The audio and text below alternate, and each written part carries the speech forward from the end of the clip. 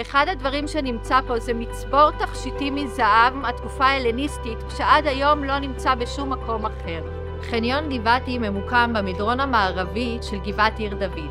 החפירות באתר מתנהלות לאורך שנים, כאשר החפירה הנוכחית היא משותפת לרשות העתיקות ואוניברסיטת תל אביב. בעיר דוד, גן לאומי סובב חומות ירושלים.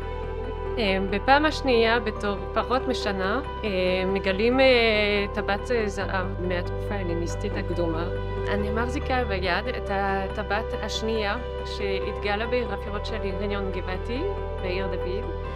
זאת טבעת זהב עם אבן רן אדומה, כנראה ככל הנראה גרנט. זאת אבן שעליה מאוד אופיינית בתקופה ההלניסטית. שתי הטבעות מאוד דומות, עשויות מאותם חומרים, ושניהם מתאימות לילד או ילדה.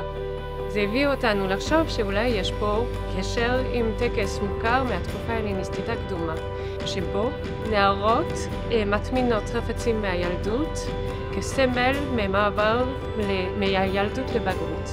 בתקופה זאת, בזכות הכיבושים של אלכסנדר הגדול מסחרחר, מגיעים אבני חן וצבעונית, וגם אופנה של שילוב בין זהב לאבנים צבעוניות. עד היום התקופה ההלניסטית הקדומה, בעיקר בירושלים, לא ידועה כל כך. הממצא של היום מעיד לנו שהתקופה הזאת הייתה תקופה עשירה ומתוכננת בירושלים. תקופה של עושר ושגשוג, וזה דבר שעד היום לא ידענו במחקר על ירושלים.